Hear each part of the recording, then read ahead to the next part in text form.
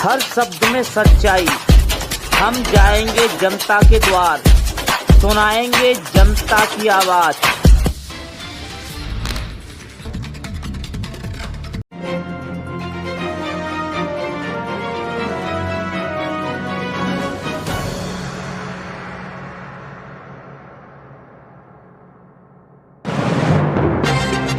हाल में ही राज्यसभा में एक बेतुका बयान दिया गया कि शिरोमणि राणा सांगा को एक गद्दार कहा गया। पूरे देश में इसको लेकर आक्रोश है। आज आप उन लोगों से मिलने के लिए आए हैं जो घायल हुए थे लाठीचार्ज में, क्या कहेंगे? देखिए, ये दुर्भाग्यपूर्ण है कि जो पार्लियामेंट देश की तरक्की पे विचार विमर्श करने के लिए बनी हुई है, वहां पे बैठकर आप किसी जाति या किसी धर्म के लिए उल्टी सीधी बात करते हो। अपने देश का जिसमें अपमान हो, जिसमें पूरे विश्व में आपकी जो है थूथू हो, ऐसे बातों को आप करके देश में जाति और धर्म में विभाजन करा के दंगे कराने का प्रयास करते हो। और ये जो रामजी लाल सुमन है, ये मैं मानता हूं कि सिर्फ उनके तो सिर्फ कंधा है। ये शब्द तो जो है समाजवादी पार्टी का था।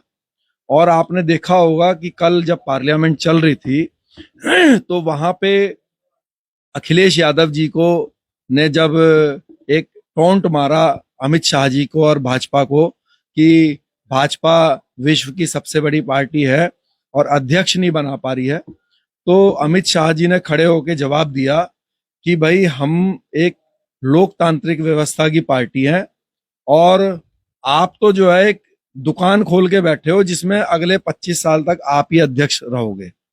तो ये जो समाजवादी पार्टी है, ये कोई राजनीतिक दल नहीं है। ये तो हमारे यादव भाइयों का एक दुकान इन्होंने बनाई हुई है और दुकान के आगे खड़े होके हल्ला मचा रहे हैं कि ये पिछड़ों की दुकान है, पिछड़ों की दुकान है। और जब हमारे पिछड़े समाज के भाई उस दुकान के सामने खड़े हो जाते हैं, हमारे सैनी भाई, हमारे कश्यप भाई, लोधी राजपूत भाई, प्रजापति भाई, गुजर भाई, तो जब शटर खोलते हैं और अखिलेश यादव जी अपने यादव भाइयों को इशारा करते हैं कि पीछे के शटर से आओ, और पीछे के शटर से सारी नौकरियां और सारी योजनाएं उनको दे देते हैं, तो ये ठगे महसूस करते हैं। तो आज के समय में ये जो पीडीए का नारा है, इसको झांसे में ना आए। हम अखिलेश यादव जी की ये जो समाजवादी पार्टी है, उसको, इस दुकान को हम खत्म कर देंगे। और ये जो लालजी सुमन जी हैं, जब हम लोग सत्ता में आएंगे और सत्ता में आके लालजी सुमन के ऊपर एनएसए लगा के, क्योंकि इन्होंने देश में उत्तर प्रदेश का माहौल खराब करने का प्रयास करा, इनके सेल के अंदर बाबर की हर चारों दीवारों पे फोटो लगाएंगे, जिससे इनको ये महसूस हो, जिसको ये अपना आइडल मानते हो, तो उनके पास 1 साल रहे जेल में। 12 अप्रैल का एक बड़ा आह्वान किया है, क्या रणनीति तैयार रहेगी?